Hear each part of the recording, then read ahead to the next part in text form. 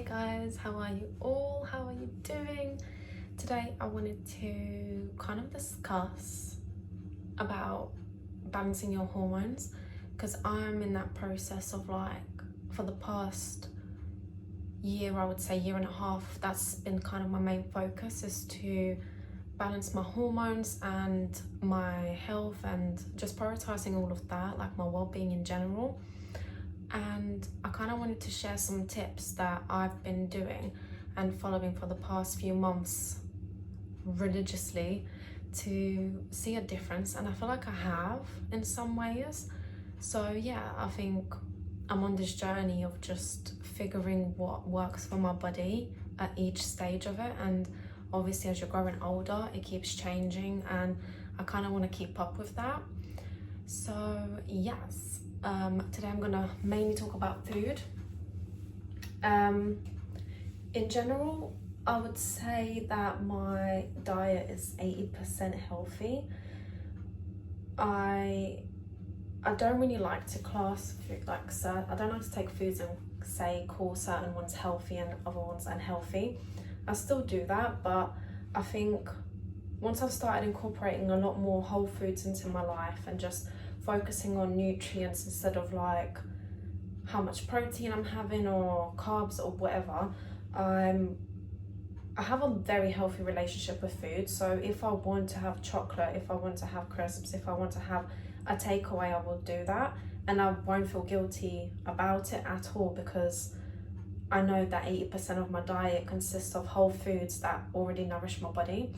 So yeah, I don't want to live a life where I'm constantly thinking to myself, I can't have this, I can't have that. But I also listen to my body and stay in tune with it to know what it needs. And if it needs a little fatty bao bun, that's what I'm gonna have, because I love them. So yeah, anyways, so today I'm having my lunch right now. I don't know how I'm gonna edit this video yet, but this is just kind of like a day in my life of when I'm off work, and even when I'm on work, it's the same routine, but depending on what time I'm at work, the routine will change and how I do things will change.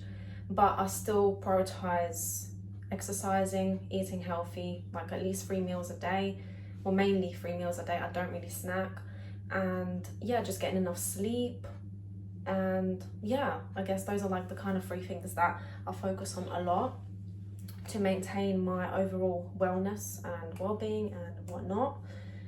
But yeah, so for breakfast, I always say having a good big breakfast, or just a balanced breakfast overall, is so important, because I notice such a big difference in myself when I do have that balanced breakfast with fats, protein, carbs, whatever. I feel fuller for longer, and I have a lot more energy, and I just feel a lot more positive in my day-to-day life. But when I miss breakfast, or when I don't get a chance to have breakfast, you don't want to be around me, and I don't like being around myself either, because I feel like it really throws off my hormones and just my energy levels. So I try to maintain that as much as I can. With my work, it is hard sometimes because I do have early shifts where I have to be up at like 5 a.m. and stuff. So for me, I can't eat that early in the morning. Like I've already mentioned, I'm not a 5 a.m. girly. So yeah, a lot of my shifts have been changing, so I am doing a lot more later shifts now, which I kind of do like, because then I can do my morning routine and feel prepared for the day and whatever. But off tangents again, right now I'm going to have leftovers from last night's dinner, and it's literally it's very simple. It's rice, meat, and some veggies in there, all mixed together. It's kind of like plovas in Lithuanian.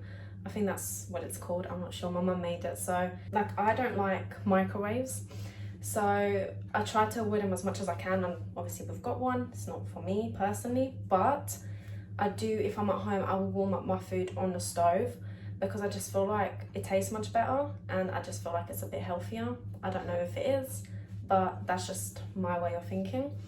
And yeah, so I'm gonna do that. I'm gonna have it with an avocado that I've still have from this morning, because I only had half of it. And yeah, I think that will be me for the day for lunchtime. And then also obviously drink your water, very important. I'll be honest with you, water is something that I always struggled with, because I just never, even when I felt that thirst, I feel like I never actually acknowledged that I was thirsty. I just would drink like tea or something. Like I drank a lot of like herbal teas and stuff. I still do, but I try to incorporate more water now. So I try to drink at least 2 of these once a day. And I kind of just listen to my body again. Like sometimes when I'm more active, I will drink more, and other days when I'm not as active, I will drink less. So I think it's just like kind of connecting to your body and seeing what you need, because I feel like too much of anything is also as bad as too little of something. Do you see what I mean? So yeah, that's that. And also I also wanted to mention something I've been doing for the past, I'm on my 3rd month of doing this now, and it's called seed cycling. So basically at certain times of your menstrual phases, you eat certain seeds. And I've been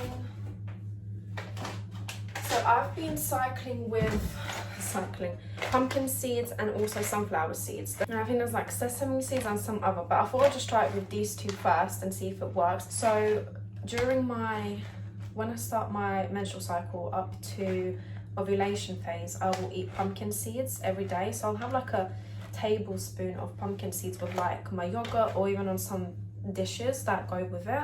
I don't know, I'll just add it wherever I feel like it, or I just might take a spoonful of it and eat it in one go. And then from when my ovulation starts up to when my menstrual cycle starts again, so it's from ovulation during the luteal phase, I will have sunflower seeds.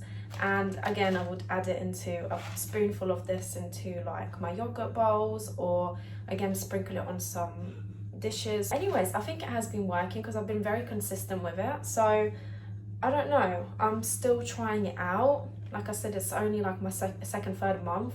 So for the past like 2 months, my cycle has been regular, and it has been regular normally, but then I've had like peaks where there'd be a sudden change or something in my life, and then it will change as well, which obviously you can't really control that in some circumstances, because that's just how it goes and that's just how life is.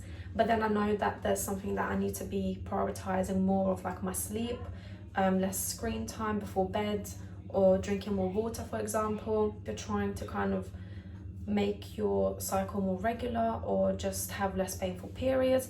And that's another thing I think, is when I started incorporating a very like healthy, wholesome breakfast and just eating whole foods in general, and prioritizing my sleep again and drinking more water, all of that stuff, I used to have debilitating, painfully, I don't even know if that's the right word to use, but my period for like, I think it'd be on a 2nd day, it would be excruciating. I could not get out of bed. It was just, the pain was unbearable. Like for at least an hour long, it was just like literally a knife being stabbed into my abdomen. And like, of course, a lot of girls can relate, and it would be to the point where I would feel like I'd throw up, where I would faint. And once that started happening, I knew I had to do something about it and sort that stuff out. So anyways, since I've been incorporating all this stuff, I can say that my period pains, I've gone from like 10 to about 5 in pain level. So I think that's pretty amazing, and like to do it naturally and myself through my own research is something that I'm so proud of, because like I believe in finding your own solutions through your own research, and also through trying things out as well. Because if you don't, you're not going to know. Instead of going to the doctor and just getting a prescription of something, it's obviously the easier option, but also it's like you're gonna have to be dependent on that for the rest of your life, because we all know that it's something deep within that you need to fix, instead of covering the symptoms with a drug.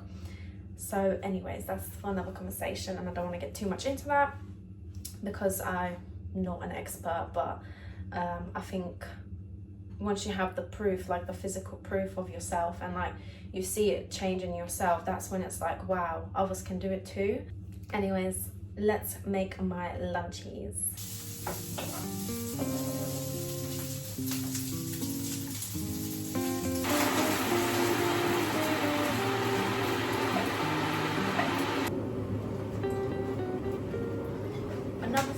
that I wanted to mention is drinking raspberry leaf tea. This just kind of reminded me of it, but I get one from Amazon, and it's really good quality, and it's for pregnant women because it helps with delivery.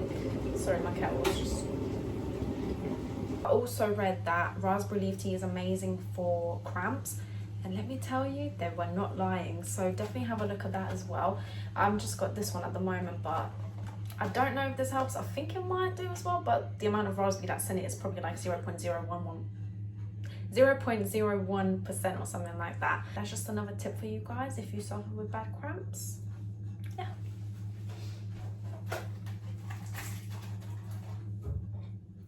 So this is my lunch. As you can see, you got the meat, you got the avocado. So yeah, it's a well-balanced meal, I think. I don't know, it's nice and filling. So I'm gonna go and enjoy that with my cup of tea. And yeah, I don't know if I'm gonna film anything else for this.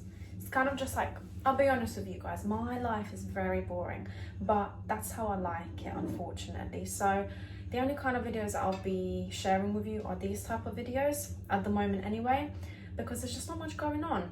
And honestly, I can't complain about that because I do really enjoy my boring little life. So yeah, if you do like it, leave a thumbs up and comment down below. I appreciate all the ones that do watch and that show me love. But yeah, thanks. I'll see you guys soon.